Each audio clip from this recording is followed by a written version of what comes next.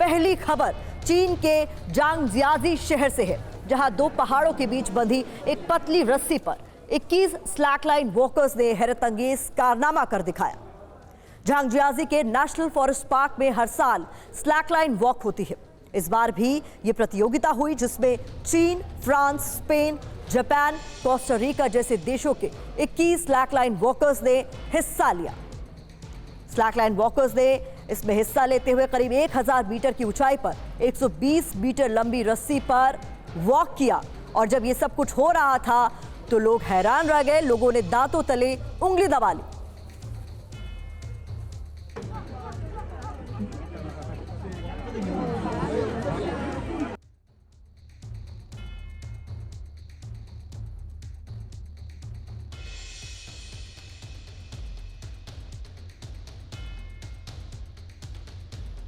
इस बीच दूसरी तस्वीर जो सामने आ रही है वो ब्रिटेन की है। 102 साल की बुजुर्ग महिला के नाम अनोखा रिकॉर्ड यहां दर्ज हुआ है।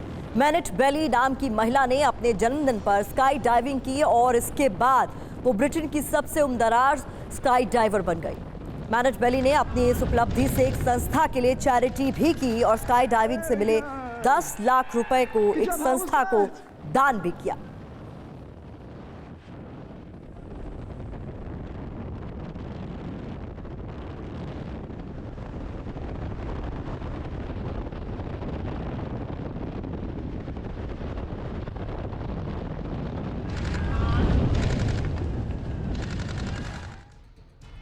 तीसरी खबर अर्जेंटीना से है, जहां एक बदमाश को बस को लूटना किस तरीके से भारी पड़ गया ये आपको हम बताते हैं। ये बदमाश चलती बस में चढ़ गया और एक चाकू लेकर ड्राइवर पर वार करने लगा।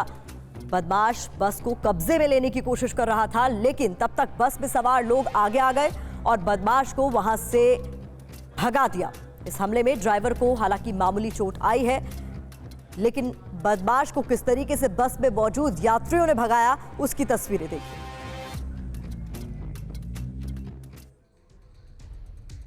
चौथी खबर अमेरिका के एरिजोना से है, जहां भीषण बारिश के बाद बाढ़ जैसे हालात यहां बन गए हैं।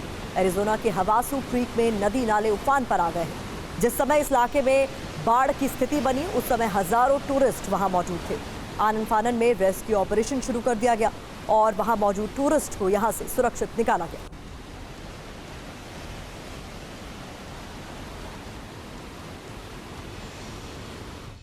पांचवी तस्वीर इंडोनेशिया से सामने आई। पूर्वी इंडोनेशिया में अचानक आई बाढ़ से कम 11 लोगों की मौत हो गई है। रविवार को मूसलाधार बारिश के बाद उत्तरी मालुकू प्रांत में टोर्नेट द्वीप पर जलजला आ गया। पूरा द्वीप पानी से भर गया और बड़े पैमाने पर जानमाल का नुकसान यहां हुआ। स्थानीय प्रशासन के मुताबिक अब भी मलबे में कई लोग दबे हो सकते हैं, जिससे मृतकों की संख्या में इजाफा हो सकता है।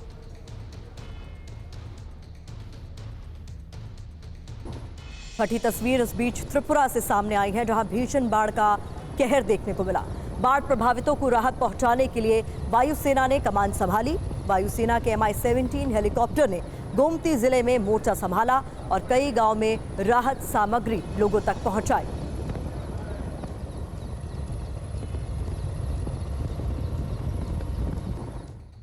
सातवीं खबर प्रयागराज से है, जहां एक शख्स रेलवे ट्रैक पर छाता लगाकर सो गया। जी हां, लोको पायलट ने पटरी पर एक शख्स को सोते देखकर ट्रेन रोक दी। लोको पायलट ने उसे जगाया, पटरी से हटाया और तब जाकर ये ट्रेन आगे बढ़ सकी। तो हैरान कर देने वाला ये मामला, ये तस्वीरें प्रयागराज से सामने आई है, जहां पटरी के बीचों बीच आप इस शख्स को देख रहे हैं जो छाता लगाकर सो गया। तो ट्रेन के ड्राइवर की सूझबूझ से बड़ा हादसा होने से यहां बच गया। आठवीं तस्वीर आपके सामने फिलीपींस के समंदर से, जहां एक बार फिर चीन की दादागिरी देखने को मिली है। चीनी कोस्ट गार्ड के एक जहाज ने फिलीपींस के एक जहाज में टक्कर मार दी। ये टक्कर किसी हादसे के कारण नहीं, बल्कि इसे जानबूझकर अंजाम दिया गया। चीनी जहाज फिलीपींस की समुद्री सीमा में घुसा। फिलीपींस की नौसेना ने जब उसे चुनौती दी तो उसे किस तरीके से टक्कर मारी गई ये देखिए।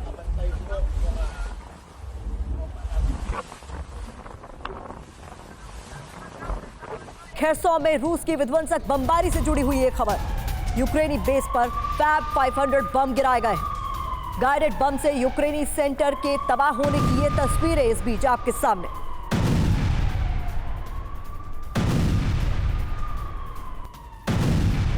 ये तस्वीरें आप देख रहे हैं गाइडेड बम से किस तरीके से यूक्रेनी सेंटर को कर दिया गया तबाह। खैरसौ में रूस की विध्वंसक बमबारी से जुड़ी हुई तस्वीरें इस वक्त आप स्क्रीन पर देख रहे हैं। यहाँ यूक्रेनी बेस पर फैब 500 बम गिराए गए हैं और कितना भीषण ये धमाका है, इसकी गूंज सुनिए जरा।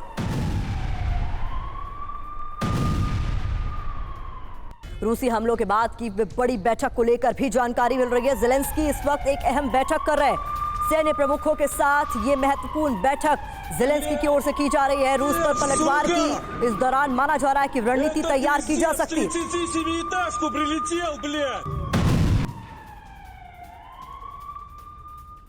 तो इस वक्त की ये बड़ी खबर है, ज़ेलेंस्की इस वक्त कीव में बड़ी बैठक कर रहे हैं सैन्य प्रमुखों के साथ। ज़ेलेंस्की की ये बैठक माना जा रहा है कि रूस पर अब पलटवार को लेकर इस बैठक में रणनीति तैयार की जा सकती। बड़ी खबर आपको बता दें, यूक्रेन में एक साथ 20 शहरों पर हमला हुआ है। रूसी हमले से यूक्रेन में भारी तबाही की खबर सामने आ रही है। यूक्रेन के कई शहरों में इस वक्त बिजली गुल हो चुकी है। लगातार हो रहे हमलों का अब असर दिखना शुरू हो चुका है। यूक्रेन के कई ऐसे शहर हैं जहां इस वक्त पावर आउट हो चुकी है, बिजली गुल हो चुकी है। इन हमलों के बाद भारी तबाही की खबर भी सामने आ रही है।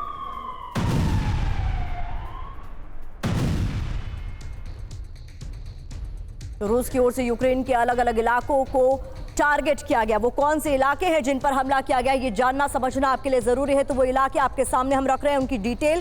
कीव, खार्किव, ओडेसा, विनित्सिया और ज़ेपोरिजिया, इन इलाकों पर हमले किए गए। इसके अलावा कुछ और इलाके, उनके नाम आपके सामने हम रख देते हैं। क्रेमेनचुक, नीप्रो, खमेलनित्स्की, कोप्रोविनित्स्की और क्रीवी रिह, इनको लेकर डिटेल्स मिल रही हैं। ये वो शहर हैं यूक्रेन के जिन पर रूस ने जबरदस्त हमला बोला है और उसका असर भी दिखने लगा है। कई जगह स्कूली इमारतों को टारगेट किया गया है, तो कई जगह पावर सब स्टेशंस पर अटैक किए जा रहे हैं। हमारे साथ बेहद खास मेहमान जुड़े हुए हैं इस वक्त। Commander retired Rajiv Sardana, defence expert, हमें ज्वाइन कर चुके हैं। Colonel retired U S Rathore as defence expert हमारे साथ हैं और सुमित चौधरी हमारे संवाददाता भी हमारे साथ हैं। सबसे पहले सुमित, इस वक्त मौजूदा हालात को लेकर क्या कुछ जानकारी मिल पा रही है? तस्वीरें हम लगातार देख रहे हैं किस तरीके से लोगों ने मेट्रो स्टेशन के नीचे शरण ली हुई है। हालात इस वक्त किस तरीके के? देखिए, हालात इस समय यूक्रेन के लिए बहुत ज़्यादा खराब है, क्योंकि अभी देखें कि लगातार रूस ने जो अटैक किए हैं वो उनके पावर सप्लाई पे किया है। वो उनके लगातार आप कह सकते हैं कि उनके मेन जो डिफेंस या एयर डिफेंस मैकेनिज्म सिस्टम्स हैं उन पर किए हैं, उनके एयरपोर्ट पे किए हैं, वहाँ पर किए हैं जहाँ पर F-16 के कई फाइटर एयरक्राफ्ट को डिप्लॉय किया गया। तो एक तरीके से एक बड़ा अटैक था रूस की तरफ से। लेकिन अभी ये कहा जा रहा है कि यूक्रेन में लगातार अभी भी अलर्ट है। यूक्रेन को लगता है कि रूस की तरफ से एक और वेव आएगी खासतौर पर अटैक की, जिसका मकसद होगा अब दूसरे आर्मी इंस्टॉलेशंस को टारगेट करना। यही वजह कि पूरी तरीके से पूरे यूक्रेन के अंदर खासतौर पे कीव में, लवीव में, इन इलाकों पर बड़े अलर्ट्स के लिए कहा गया है। लोगों को कहा गया कि वो शेल्टर ले ले, खासतौर पे मेट्रो स्टेशंस का, और वो उससे बाहर ना निकले जब तक उनको बताया ना जाए। तो एक बड़ा आप कह सकते हैं कि एक बड़ी भयानक या फिर एक बड़ी बुरी स्थिति है। और ये स्थिति वैसी ही है जब 2022 के अंदर पहले अटैक्स किए गए थे रूस की तरफ से, और सबसे ज्यादा अटैक उस समय भी कीव पर ही किए गए थे। तो उसी तरीके की स्थिति इस समय खासतौर पर बन रही है। और ये देखा जा रहा है कि अब रूस जो है बड़े नुकसान पहुंचाने की कोशिश में है, खासतौर पर यूक्रेन को। यूएस राठौर सर, माना यह जा रहा है कि ये अभी केवल सारातोव पे हुए हमले का जवाब नहीं है जो रूस यूक्रेन को दे रहा है, बल्कि कुर्स्क में जो यूक्रेन की तरफ से किया गया है, ज्यादातर हिस्सों पर कब्जा करने का दावा किया जा रहा है, ये उसका भी बदला। आप किस तरीके से इसे देखते हैं? कुर्स्क का जो अटैक यूक्रेन ने रूस पे किया, ये बहुत बड़ा प्रोवोकेशन था और पुतिन के लिए ये पर्सनल चैलेंज भी था और पुतिन की प्रतिष्ठा को बहुत ज़्यादा धक्का पहुंचा, इसमें कोई दो राय नहीं। और मिलिट्री हिस्ट्री में प्रतिमा अगर पढ़ा जाएगा बाद में, तो ये बहुत ही ऑडोशियस किस्म का अटैक था, बहुत बड़ा अटैक था।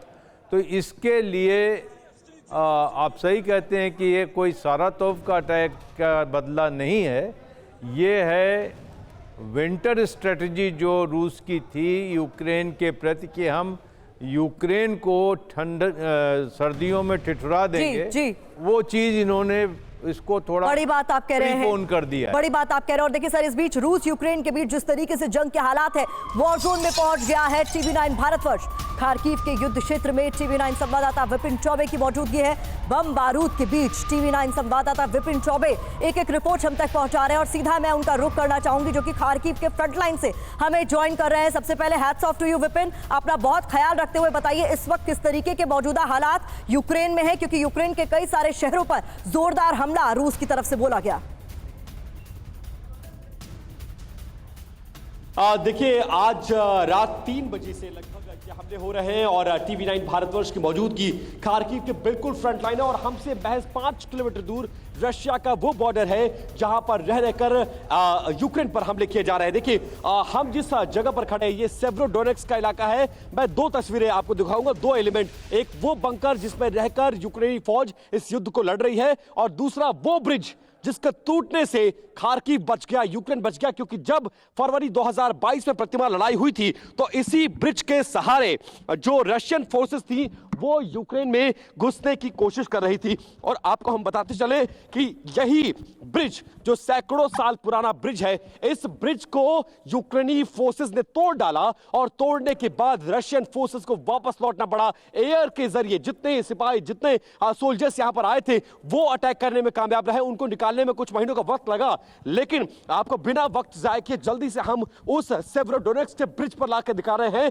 जहां इस वक्त किसी की भी मौजूदगी नहीं है। यहां सिर्फ सेना को आने की इजाजत है या फिर टीवी 9 भारतवर्ष इस वक्त वहां पहुंचा। टूटा हुआ ब्रिज आपको नजर आएगा सामने, सेव्रोडोनेट्स्क का वो इलाका, वो ब्रिज जिसने यूक्रेन को बचा दिया। इस ब्रिज को तोड़ने से जो रशियन फोर्सेस, सामने का इलाका रशिया का है, यहां से कुछ किलोमीटर की मौजूदगी और ये आखिरी गांव है यूक्रेन का। इसके बाद रशिया की टेरिटरी शुरू हो जाती है। नीचे की तरफ बढ़ते हुए मैं आपको वो दिखाऊंगा, ये सेव्रोडोनेट्स्क ब्रिज कहा जाता है, सैकड़ों साल पुराना ब्रिज। और ये सेव्रोडोनेट्स्क की नदी, ये दोनों बहुत यहां पे फेमस इलाका है और ये पहचान है इस इलाके की। और उसके बाद इस ब्रिज को तोड़ा गया था, तोड़ने के बाद ये पूरा इलाका कैसा शांत पड़ा हुआ है, क्योंकि अब यहां से रशियन फोर्सेस को बाहर निकाल दिया गया है। ये उस ब्रिज की तस्वीरें आपने देखी फरवरी 2022 में जब पहला हमला हुआ खार्किव में, क्योंकि जो बॉर्डर के इलाके डोनेट्स्क हो, खार्किव हो, मारियोपोल हो, लुहांस्क हो, ये वो तमाम इलाके हैं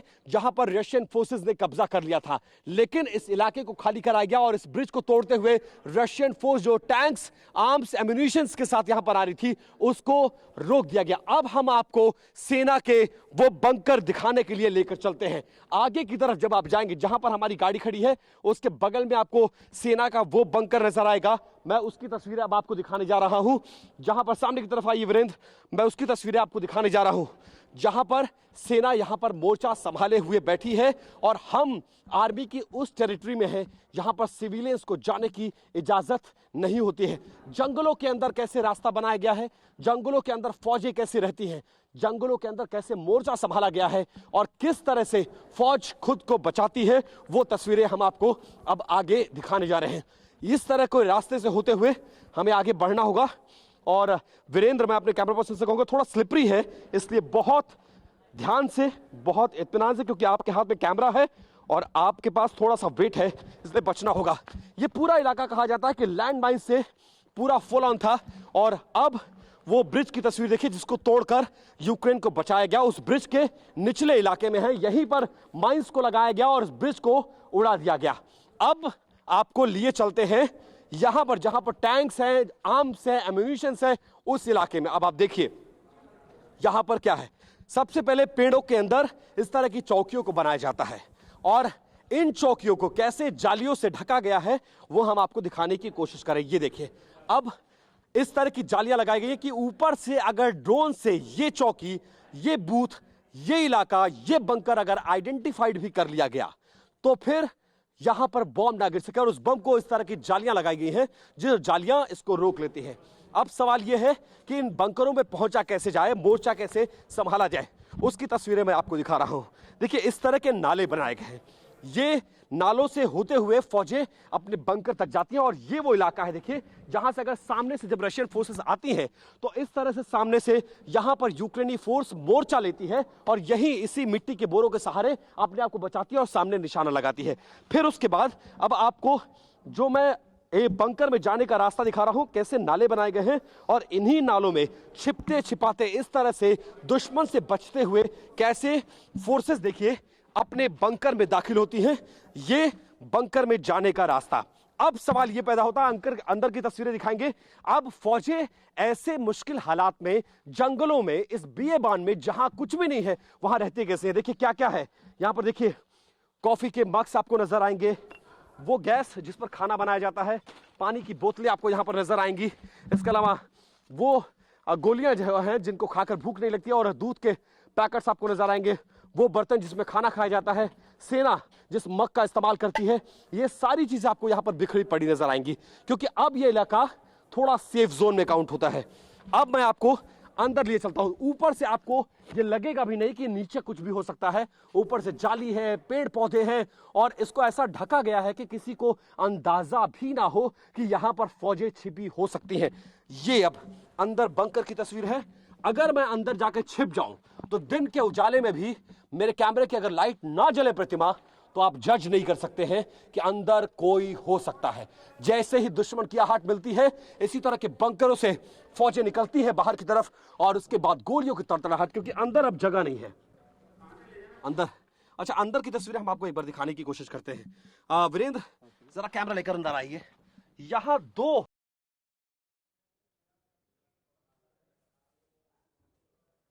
जी, तो वो कोशिश कर रहे हैं हमारे सहयोगी विपिन चौबे तस्वीरें दिखाने की कि किस तरीके के बंकर यूक्रेनी फौज ने बनाए हैं जिसमें वो शरण लेकर रहते हैं किसी भी हमले से बचने के लिए। लेकिन खार्किव का वो महत्वपूर्ण इलाका तस्वीरों के जरिए हमारे सहयोगी विपिन चौबे दिखाने की कोशिश कर रहे थे, सामरिक दृष्टि से जिसका महत्व बहुत ज्यादा है। सरदाना सर, ये आप तस्वीरें देख रहे थे किस तरीके से इस पूरे इलाके में बहुत महत्वपूर्ण हो जा रहा था, क्योंकि ये वो इलाका था जहां से रूस बहुत जल्दी यूक्रेन में दाखिल होकर बड़े स्तर पर नुकसान पहुंचा सकता था। ऐसे में इस इलाके को काट दिया गया। यूक्रेन और रूस के बीच का जो एक ब्रिज था उसे किस तरीके से ध्वस्त कर दिया गया, वो तस्वीरें हमारे सहयोगी विपिन भी दिखा रहे थे। बिल्कुल, ये बहुत ही महत्वपूर्ण विक्ट्री थी मेरे हिसाब से यूक्रेन के लिए, कि उन्होंने रशिया की फोर्सेस को यूक्रेन में घुसने से वहाँ पर रोक दिया, और आज की डेट में भी वो स्टेटस को मेंटेन्ड है वहाँ पर। लेकिन आज की जो हम तस्वीरें देख रहे हैं, जिस विध्वंस तरीके से रशिया ने यूक्रेन पर अटैक किया है, वो बहुत ही महत्वपूर्ण और मुश्किल वाला घटना हुई है यूक्रेन के लिए, क्योंकि ये नहीं लगता कि ये आज की 100 ही मिसाइल्स अटैक रहेंगे, क्योंकि कल परसों चौथ अब ये चलते ही रहेंगे जब तक ये ऐसा मौका नहीं देने वाले रशिया शायद यूक्रेन को कि वापस पलटवार कर सके रशिया की तरफ। क्या वाकई ऐसा लगता है सुमित कि आपको संभलने का मौका हम नहीं देने वाले हैं? कुछ इसी तरीके से यही सोचते हुए रूस ने यूक्रेन के इतने सारे शहरों में एक साथ हमले कर दिए? देखिए बिल्कुल, लगातार हम जो मैं सुमित आपको माफी के साथ रोकना चाह रही हूँ। मुझे लगता है विपिन हमारे साथ जल्द जुड़ने वाले हैं, वो जैसे ही जुड़ेंगे हम उनका रुख करेंगे। आप अपनी बात पूरी कीजिए। देखिए बिल्कुल, आपको याद होगा कि खेरसॉन या इन इलाकों के अंदर खासतौर पे इन इलाकों में यूक्रेन ने खुद ही अपने पुल उड़ा दिए थे, क्योंकि उनको ये डर था कि जब ग्राउंड फोर्सेज इन्वेड करेंगी, जब ग्राउंड फोर्सेज आएंगी तो इन्हीं पुलों की मदद से उनकी आर्मर्ड व्हीकल्स होंगी, उनकी जो चीजें होंगी वो आगे मूव करेंगी, और कीव के लिए एक बड़ा खतरा था। इसी वजह से उन्होंने अपने खुद के पुल उड़ा दिए थे ताकि ग्राउंड फोर्सेज आगे मूव ना कर पाए। और एक बड़ा कह सकते हैं कि एक बड़ा पॉजिटिव या फिर एक बड़ा प्लस पॉइंट था यूक्रेन की सेनाओं के लिए, क्योंकि फिर एक रिस्ट्रिक्ट हो गई थी कुछ एरियाज तक। लेकिन अभी इंपॉर्टेंट क्या है कि अब ज्यादातर एयर स्ट्राइक्स की जा रही है। अब लगातार यूक्रेन के सामने पहले ही चीजों की कमी है। यूक्रेन के पास ना तो सामान है, उनके पास लगातार उनके पिछले साल भी आपको याद होगा कि ठंड के मौसम में उनके पास एनर्जी का बहुत बड़ा क्राइसिस आ गया था, और उसकी मदद यूरोप के देशों ने की थी। और अब दोबारा से रूस की पूरी कोशिश रहेगी कि यूक्रेन को ऐसे मजबूर कर दें कि उनके पास आने वाली सर्दियों में साजो सामान ना बचे, और सप्लाई लाइन बाधित करने की कोशिश की जाएगी ताकि आप और ज्यादा मुसीबत में फंस जाए। विपिन हमारे साथ जुड़ चुके हैं जो कि फ्रंट लाइन पर मौजूद है। बिना वक्त गवाए मैं चाहूंगी विपिन वहां की तस्वीरें आप दिखाइए। देखिए प्रतिमा, जो मैं देख पा रहा हूं ये फ्रंट लाइन की तस्वीरें हैं, जैसा कि सुमित बता रहे हैं। साजो सामान की कमी जरूर हो सकती है। वीरेंद्र जरा इस तरफ आइएगा।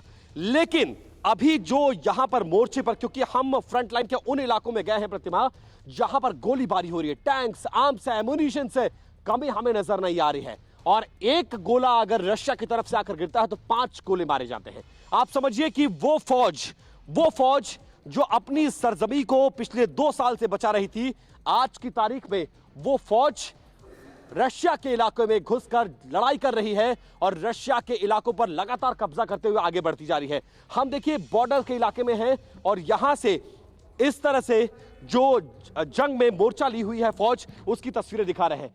जिस सेवरोडोनेट्स्क ब्रिज की बात कर रहे थे उसकी तस्वीरें आपके सामने है, और यहां से थोड़ा क्लोज जाके हम आपको साइड व्यू भी दिखाने की कोशिश करते हैं कैसे जंगलों में इस वक्त मोर्चा लिया गया है। और हमें थोड़ी सी मनाही, लाइव रिपोर्ट करने की मनाही है, इसलिए हम आर्मी जहां पर टैंक्स लेकर बैठी है हम वहां वो तस्वीर नहीं दिखा पा रहे हैं, क्योंकि सुरक्षा कारणों से हमें वो करने के लिए मना किया गया। लेकिन जो तस्वीर हम अब देख रहे हैं ये वो इलाका है जिस इलाके में रशियन फौजें यहीं से दाखिल होते हुए यूक्रेन के इलाके में पहुंचने की कोशिश कर रही थी। अपने ब्रिज को उड़ाकर किस तरह से अपने इलाके को बचाया गया, बंकरों में कैसे जगह बनाई गई है, बंकरों में कैसे छिपने की जगह बनाई गई है, ये वो तमाम उदाहरण है। और कई सारी रिपोर्ट्स मैंने अभी भेजी नहीं है प्रतिमा आपको, जो रिपोर्ट्स मैंने तैयार किए हैं वो देखेंगे। जो तोप के गोले जब छोड़ रहे हैं किस तरह का माहौल है, कैसे डर और दहशत है। पूरा इलाका लगभग 50 किलोमीटर का इलाका ऐसा है जो सिविलियन से खाली करा लिया गया है। सिर्फ आर्मी और टीवी9 भारतवर्ष इस वक्त वहां पर मौजूद है और यहां पर हालात चिंताजनक है। हालांकि जिस इलाके में हम हैं वहां पर शांति है, फौजें तैनात है, रशियन फौजों को भगा दिया गया है। और ये 2022 का वो इलाका है जहां पर सबसे पहले, जिस खार्किव में सबसे पहले रशिया ने कब्जा कर लिया था और इस इलाके को छोड़कर जाने के लिए तैयार नहीं थे। लेकिन इन्हीं बंकर्स, इन्हीं फौजों के दम पर इस खार्किव को खाली करा लिया गया है और अब इलाके में शांति है और हम आगे फ्रंट लाइन की तरफ बढ़ रहे हैं। कुछ और तस्वीरें, कुछ और डिटेल्स आपके सामने लेकर आएंगे और ये बताएंगे कि इस वक्त रशिया और यूक्रेन के युद्ध में फ्रंट लाइन पर क्या कुछ चल रहा है। इंपॉर्टेंट ये अपडेट हम तक पहुंचा रहे थे विपिन चौबे। अपना बहुत बहुत ख्याल रखिएगा और ये युद्ध क्षेत्र में किस तरीके के इस वक्त मौजूदा हालात है उससे रूबरू करवा रहे थे। लेकिन इस बीच एक बहुत बड़ी खबर आ रही है जम्मू से, उसका हमें रुख करना होगा। टिकट ऐलान के बाद जम्मू बीजेपी ऑफिस में जोरदार हंगामे की खबर सामने आ रही है। बता दें आपको, नाराज कार्यकर्ताओं ने यहाँ पर नारेबाजी की है। रविंद्र रैना की कार्यकर्ताओं से इस बीच अपील है और रविंद्र रैना ने खुद को कमरे में बंद कर लिया, ऐसी जानकारी सामने आ रही है। तो आपको बता दें आज ही लिस्ट जारी हुई थी उम्मीदवारों के नाम की, जिसे कुछ ही मिनटों बाद वापस ले लिया गया और फिर से एक नई सूची जारी की गई है। और अब बताया जा रहा है टिकट ऐलान के बाद जम्मू बीजेपी दफ्तर में हंगामा हो रहा है। ये तस्वीरें आप देखिए, नाराज कार्यकर्ताओं ने इस बीच नारेबाजी भी की है।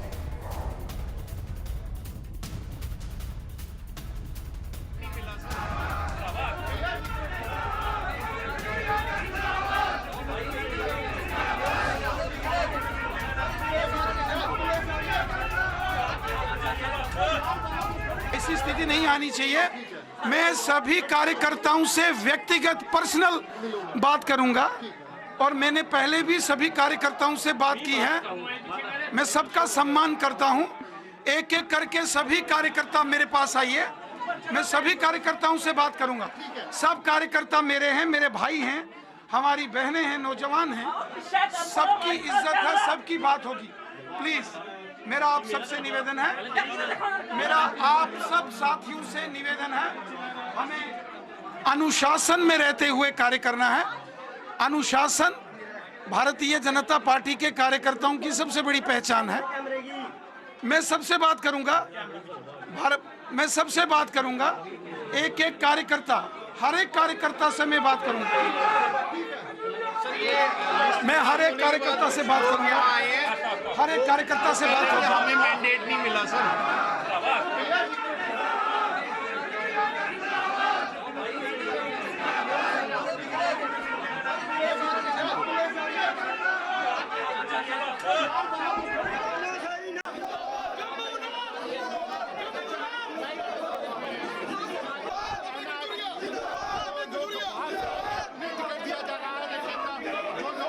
आइए रुक कर लेते हैं अपने संवाददाता अंकित भट्ट का, ज्यादा जानकारी के साथ जुड़ गए हैं। जम्मू कश्मीर बीजेपी के अध्यक्ष रविंद्र रैना को तस्वीरों में हम देख रहे हैं किस तरीके से नाराज कार्यकर्ताओं को मनाने की कोशिश कर रहे हैं। अंकित, पूरा मामला क्या है? जिस तरीके से आज हमने देखा, पहले 44 नामों की एक सूची जारी की जाती है, 2 घंटे में उसे वापस ले लिया जाता है, फिर से एक लिस्ट जारी की जाती है। ऐसे में कार्यकर्ता वहां हंगामा क्यों कर रहे हैं, क्या मांग है? देखिए, कार्यकर्ताओं का साफ तौर पे कहना है कि जिस तरीके से जो लिस्ट सामने आई है उनमें से लगभग पार्टी ने पुराने चेहरों को दरकिनार किया है और उन पार्टी वर्करों को टिकट दी है, उन नेताओं को टिकट दी है जो दूसरी पार्टियों से बीजेपी में शामिल हुए हैं। वहीं इसी नाराजगी को लेकर जो बीजेपी से जुड़े हुए जो पुराने कार्यकर्ता है, जो पुराने नेता है, उनका साफ तौर पे कहना है कि हमें पूरी तरीके से दरकिनार किया गया है और पैराशूट जो है, पैराशूट की तरह एक जो टिकटें हैं वो कैंडिडेट्स को बांटी गई है।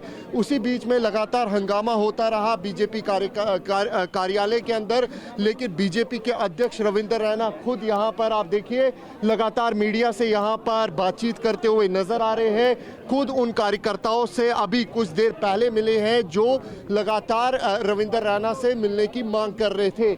अब साफ तौर पे अब रविंद्र रैना का ये स्टैंड है कि मैं अपने कार्यकर्ताओं के साथ पूरी तरीके से खड़ा हूं और ये भी रविंद्र रैना का कहना है कि जो भी कार्यकर्ता बीजेपी से नाराज है वो एक एक करके मेरे से मिले। और ये देखिए अब यहाँ से बीजेपी के रविंद्र रैना यहाँ से निकलते हुए, आप लाइव है सर, इधर हाँ जी बोलो।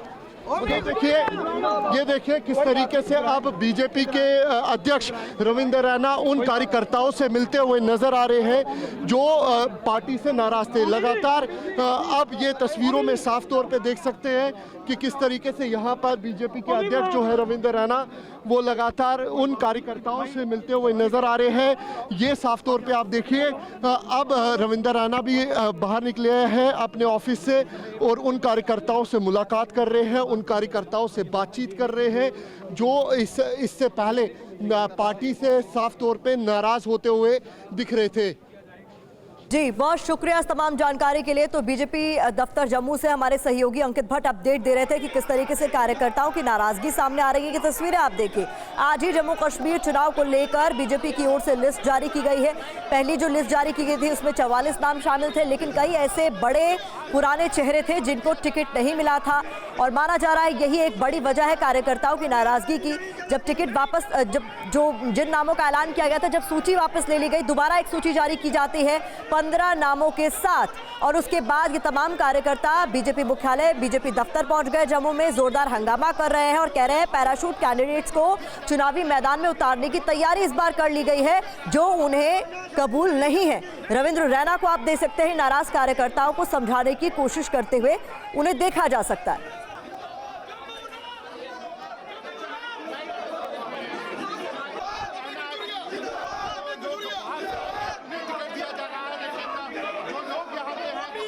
तो पहले चरण के 15 नाम पहली लिस्ट में भी थे और इस वक्त की एक और बड़ी जानकारी आपके सामने हम रख रहे हैं किस तरीके से बीजेपी दफ्तर पे पहुंचकर कार्यकर्ताओं ने जोरदार हंगामा किया है, नारेबाजी करते हुए उनको आप देख रहे हैं। रविंद्र रैना ने इससे पहले खुद को कमरे में बंद कर लिया था, फिर वो एक बार बाहर आए हैं, कार्यकर्ताओं को बनाने की कोशिश कर रहे हैं, लेकिन क्या वो कामयाब हो पाएंगे, बड़ा सवाल ये है। अंकित हमारे सहयोगी हमारे साथ बने हुए। अंकित, जो नाराज कार्यकर्ता है उनको समझाने की कोशिश तो की जा रही है, लेकिन वो जो कह रहे हैं उनकी क्या सुनवाई हो रही है वहां पर?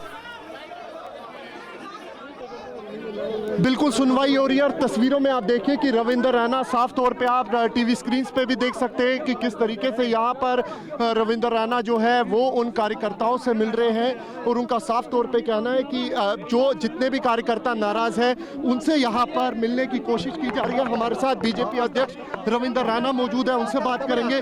रैना साहब कुछ कार्यकर्ता नाराज थे, क्या कहना चाहेंगे? आप मना लिए गए हैं? भारत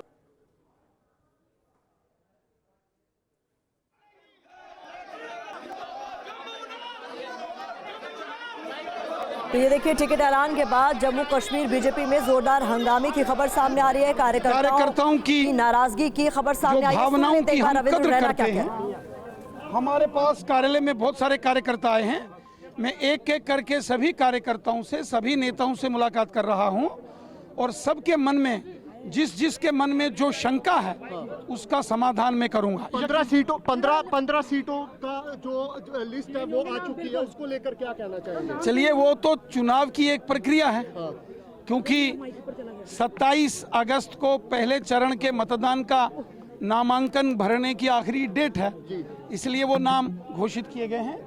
मैं अभी होगा लिस्ट के नामों में चलिए अभी हम अपने कार्यकर्ताओं से मिलेंगे। मैं जो समर्थक थे काफी इन्होंने कहा कि ओमी रविंदर रैना यहाँ पे साफ तौर पे आप देख सकते हैं कि किस तरीके से अपने कार्यकर्ताओं को मनाने की कोशिश कर रहे हैं और साफ तौर पे उन लोगों को यहाँ पे मनाने की कोशिश की जा रही है। और साफ तौर पे रविंदर रैना का कहना है कि तमाम कार्यकर्ताओं से 1-to-1 जो बातचीत है वो यहाँ पर की जाएगी। लेकिन इतना साफ है कि जिस तरीके से बीजेपी की तरफ से पहली लिस्ट जारी की गई है उसमें 15 उम्मीदवारों के नाम जो है वो तय हो चुके हैं। और कल क्योंकि 27 है और कल जो नॉमिनेशन है उसकी लास्ट डेट है और ऐसे में बीजेपी जो है वो ये दावा कर रही है कि हम पूरी तरीके से तैयार हैं। लेकिन जैसे ही लिस्ट आती है उसके बाद बीजेपी कार्यालय में साफ तौर पे गुस्सा जो है वो कार्यकर्ताओं अंकित, एक सवाल आपने रविंद्र रैना से भी उन 15 नामों को लेकर पूछा है जो पहली लिस्ट में भी थे और इस बार जब दोबारा लिस्ट जारी की गई उसमें भी हैं। उनको लेकर क्या कुछ रविंद्र रैना की तरफ से कहा जा रहा है, क्योंकि कार्यकर्ता फिलहाल अभी भी नाराज नजर आ रहे हैं? देखिए जो पहली लिस्ट आई है उसमें कई क्योंकि धारा 370 हटने के बाद जम्मू में डिलिमिटेशन कमीशन हुआ, कई एसटी सीटें बनी, कई रिजर्व सीटें बनी, कई जो रिजर्व सीटें थी उनको अनरिजर्व किया गया।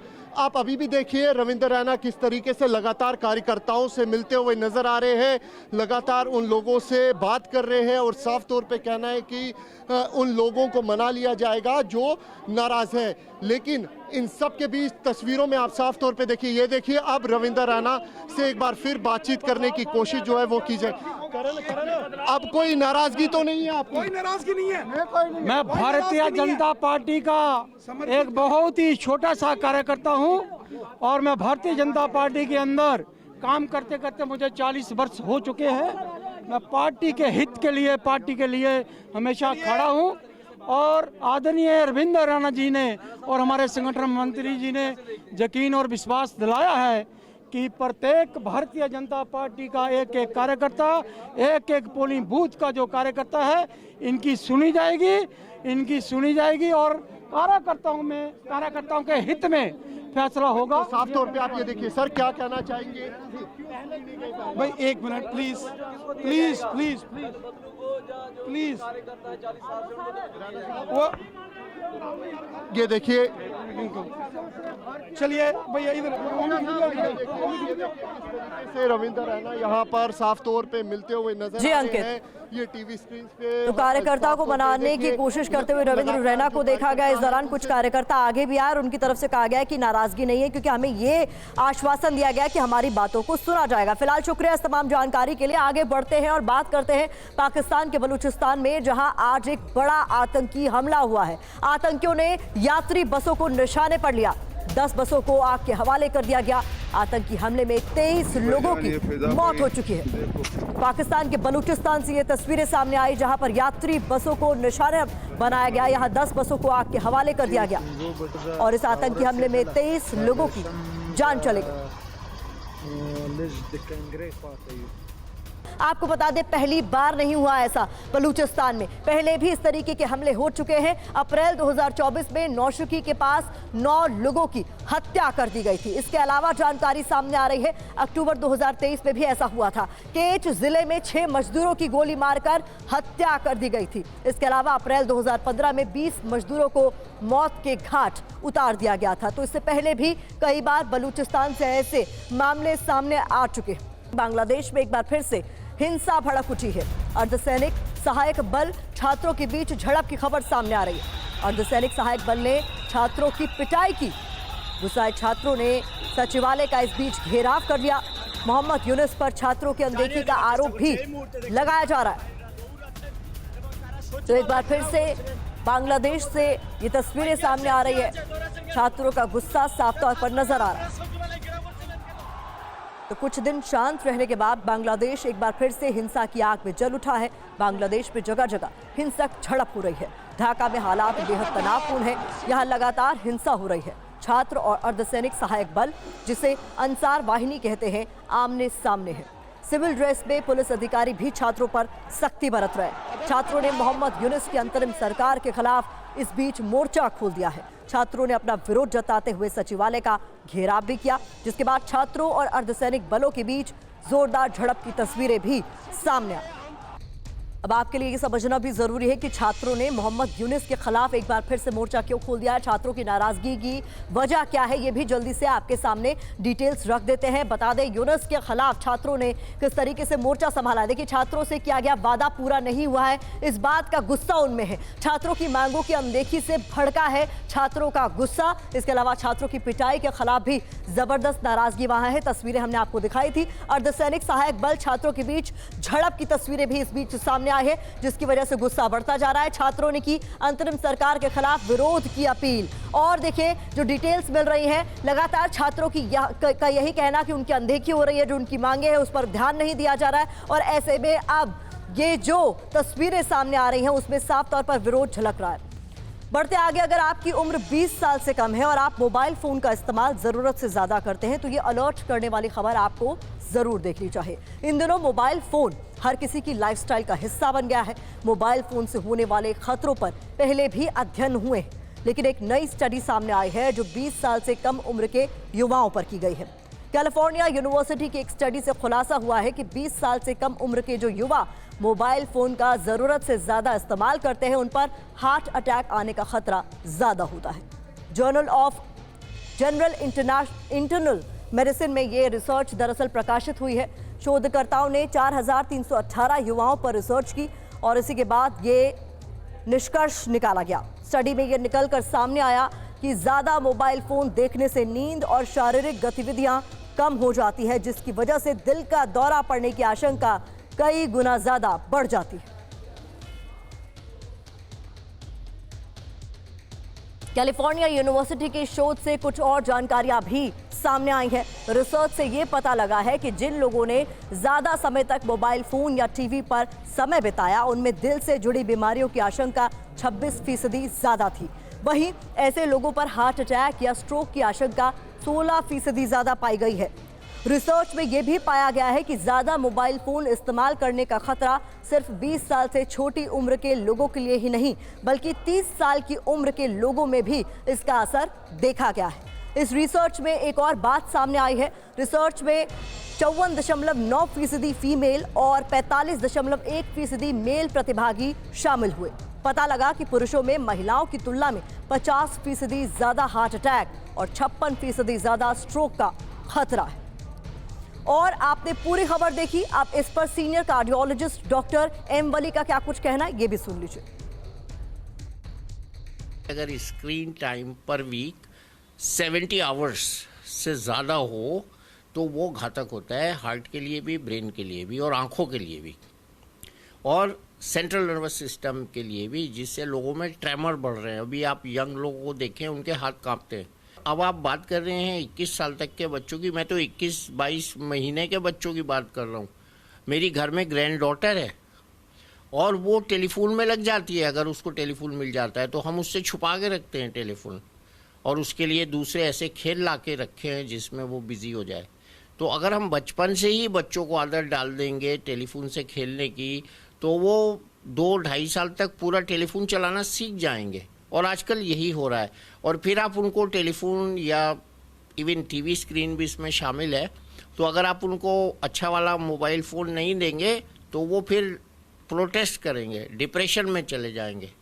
तो ये हो रहा है, ये हर घर की कहानी है। और बच्चों के सामने कम से कम फ़ोन का प्रयोग करना चाहिए, ताकि उनको ये ना लगे कि ये बहुत ज़रूरी चीज़ है हमारे लिए और उनको भी करने की ज़रूरत महसूस हो, क्योंकि बच्चे जो देखते हैं वही करते हैं।